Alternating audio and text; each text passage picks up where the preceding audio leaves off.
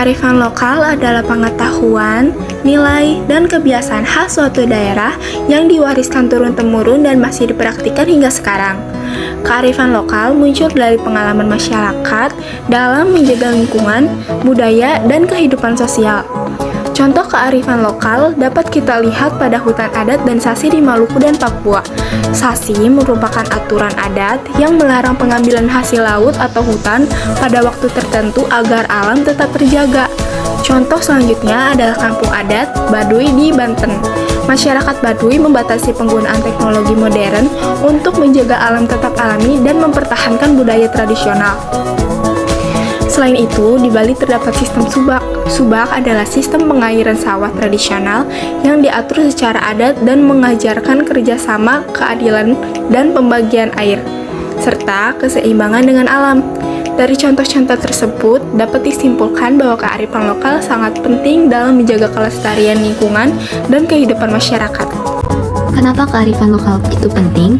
Di era globalisasi, kearifan lokal penting supaya kita tidak kehilangan jati diri bangsa. Selain itu, kearifan lokal juga membantu masyarakat menjaga lingkungan dan meningkatkan kesejahteraan. Hubungan kearifan lokal dan pemberdayaan komunitas. Kearifan lokal ini sangat berhubungan dengan pemberdayaan komunitas. Pemberdayaan komunitas artinya masyarakat diberi kemampuan untuk mengelola potensi yang mereka punya. Contohnya, sistem subak membuat petani bisa mandiri dalam mengatur pertanian. Sasi menjaga sumber daya alam supaya tetap bisa dimanfaatkan. Dan kampung adat menjaga budaya sekaligus menarik wisata budaya. Pemberdayaan komunitas berbasis kepemilikan lokal dan partisipasi warga masyarakat. Pemberdayaan merupakan suatu proses pribadi dan sosial dalam rangka pembebasan kemampuan pribadi, kompetensi, kreativitas, dan kebebasan bertindak. Komunitas adalah sekelompok orang atau lebih yang hidup bersama pada suatu tempat, memiliki kesamaan kepentingan dan tujuan, sehingga saling mempengaruhi dan berintegrasi. 1. Komunitas sosial. Komunitas adalah kesatuan hidup manusia secara bersama-sama yang memilih untuk menempati wilayah tertentu. Dalam kurun waktu tertentu, definisi ini merujuk pada perkumpulan masyarakat yang harus mensyaratkan kehidupan bersama tanpa adanya perbedaan pandangan. Komunitas sosial adalah sebuah kelompok yang menunjukkan adanya kesamaan kriteria sosial sebagai ciri khas keanggotaannya, seperti kesamaan profesi, kesamaan tempat tinggal, kesamaan kegemaran, dan lain sebagainya.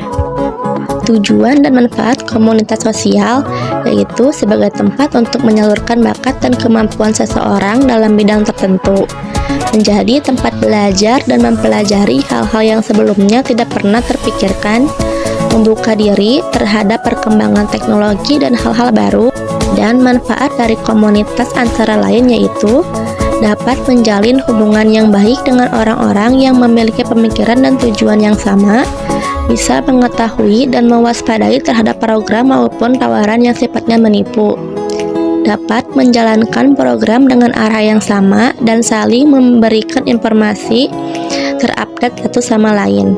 Ciri-ciri komunitas sosial. Yang pertama, sebagai suatu kelompok sosial, komunitas merupakan kesatuan hidup manusia yang tetap dan teratur.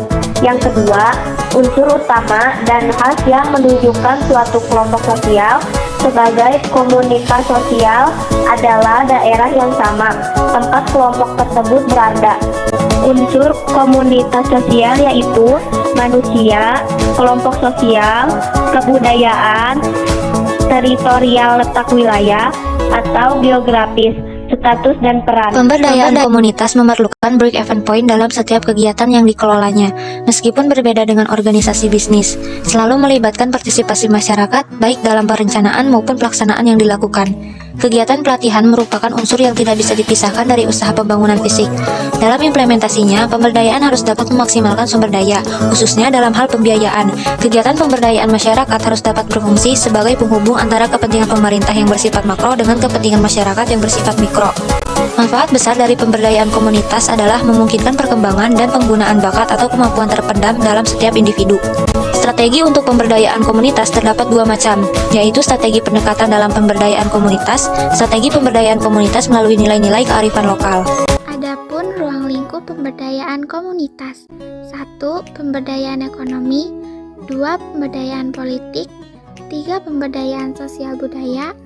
4. Pemberdayaan lingkungan. Partisipasi masyarakat. Partisipasi masyarakat dalam proses pemberdayaan masyarakat menjadi salah satu kunci kesejahteraan sosial. Keterlibatan masyarakat, baik secara fisik, pemikiran, material, maupun finansial, diharapkan akan meningkatkan rasa kebersamaan, rasa memiliki proses, dan hasil pembangunan di komunitas tersebut. Dengan demikian, terdapat kaitan yang erat antara pemberdayaan dan partisipasi. Tujuan partisipasi masyarakat. Tujuan dari partisipasi masyarakat yaitu guna memperoleh informasi mengenai kondisi, kebutuhan, dan sikap masyarakat setempat, lalu masyarakat akan lebih mempercayai proyek atau program tersebut, dan timbul anggapan bahwa suatu hak demokrasi bila masyarakat dilibatkan dalam pembangunan masyarakat mereka sendiri. Prasyarat partisipasi masyarakat.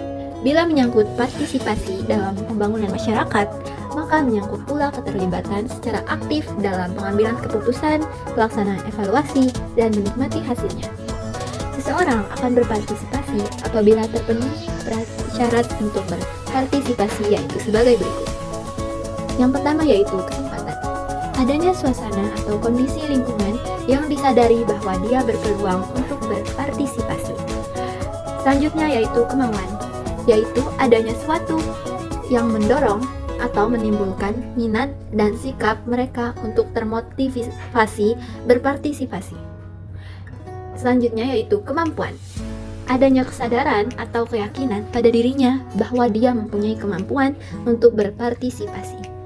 Ada beberapa faktor yang dapat mempengaruhi partisipasi masyarakat dalam suatu program. Faktor-faktor yang mempengaruhi kecenderungan seseorang dalam berpartisipasi yaitu usia, jenis kelamin, pendidikan, pekerjaan, dan lamanya tinggal.